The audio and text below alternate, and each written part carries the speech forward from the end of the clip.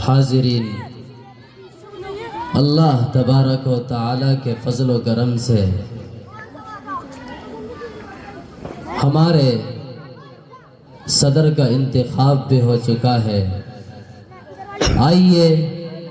اب ہم باجازت صدر محترم پروگرام کا آغاز کر لیں، اور اس پروگرام کے آغاز کے لیے ہمارے اکابر، ہمارے اسلاف کا یہ طور و طریقہ رہا ہے کہ جب بھی کسی مجلس کا افتتاح کرتے، کسی پروگرام کا آغاز کرتے، تو سب سے پہلے وحدہ لا شریک لہ کی تعریف کرتے، اس کے بعد آقا علیہ الصلاۃ والسلام کی تعریف و توصیف میں زبان و قلم کو حرکت میں لاتے ہیں۔ آئیے ہم بھی اپنے بزرگوں کی اتباع کرتے ہوئے اپنے پروگرام کا آغاز اس قرآن کریم سے کرتے ہیں جس نے 23 برس کی قلیل مدت کے اندر وہ انقلاب برپا کر دیا کہ بڑے سے بڑے فصحاء، بلغاء،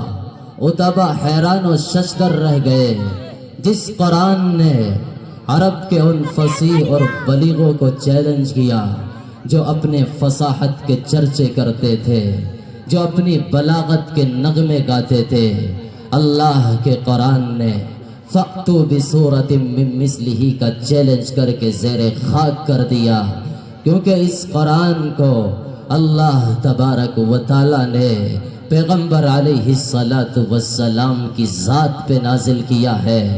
اللہ کا نبی صلی اللہ علیہ وسلم تمام نبیوں کا نبی ہے، اور قرآن تمام کتابوں میں سب سے افضل اللہ کی کتاب ہے، کیونکہ آسمان سے اترنے جو حضرات ادھر کھڑے ہوئے ہیں، بائیں سائٹ کے اندر کرسیاں ساری کی ساری خالی پڑی ہوئی ہے، ان حضرات سے گزارش کرتا ہوں وہ براہ کرم اپنی کرسیوں پر آ کر کے بیٹھ جائے اور اپنی جگہ لے لے۔ حاضرین محترم، اللہ کا کلام وہ کلام ہے جس کو اتارنے والا رب جلیل، لانے والا جبرائیل، جس ذات پر اترا وہ ساری کائنات میں بہترین ہے، کیونکہ اس قرآن نے فَأْتُوا بِسُورَةٍ مِّن مِّثْلِهِ کا چیلنج کر کے عرب کے فصیح اور بلیغوں کو زیر خاک کر دیا، اور ان کی بلاغت اور فصاحت کو مٹی کے اندر ملا دیا۔ ذَلِكَ الْكِتَابُ لَا رَيْبَ فِيهِ، اللہ نے قرآن کے اندر کہا، ذرہ برابر کوئی شک و شبہ نہیں ہے، 1450 سال سے لے کر آج تک اس کے اندر کوئی تحریف، کوئی تبدیل نہیں ہوئی ہے، کیونکہ یہ قرآن اللہ نے کہا ہدی للمتقین، ہدی للناس، جس کے بارے میں علامہ اقبال علیہ الرحمہ یوں گویا ہوئے کہ محمد بھی تیرا، جبرائیل بھی تیرا، محمد بھی تیرا، جبرائیل بھی تیرا، مگر یہ شیری حرف ترجمہ تیرا ہے یا میرا، یعنی میرا ترجمان ہے۔ آئیے حضرات، جب ان تمام خصوصیات کا حامل قرآن پاک ہے تو پھر کیوں نہ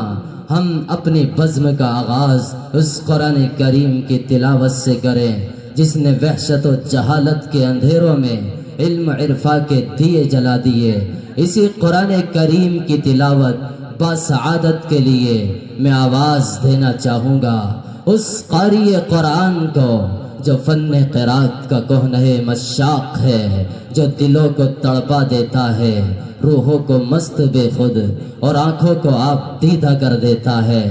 جن سے میری مراد جناب حضرت قاری محمد عاقل صاحب دامت برکاتہم، جو اسلام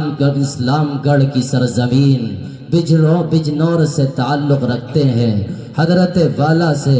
بڑے ہی ادب و احترام کے ساتھ درخواست ہے کہ تلاوت کلام اللہ سے ہم سامعین کو مستفیض فرمائے۔ میں یہ شعر حضرت کی نظر کرنے چلا ہوں کہ تم قرآن کی تلاوت کا عجب انداز رکھتے ہو، کہ تم قرآن کی تلاوت کا عجب انداز رکھتے ہو، مجود اس کے کھونے کا تم بھی اعزاز رکھتے ہو۔ فقط میں ہی نہیں کہتا،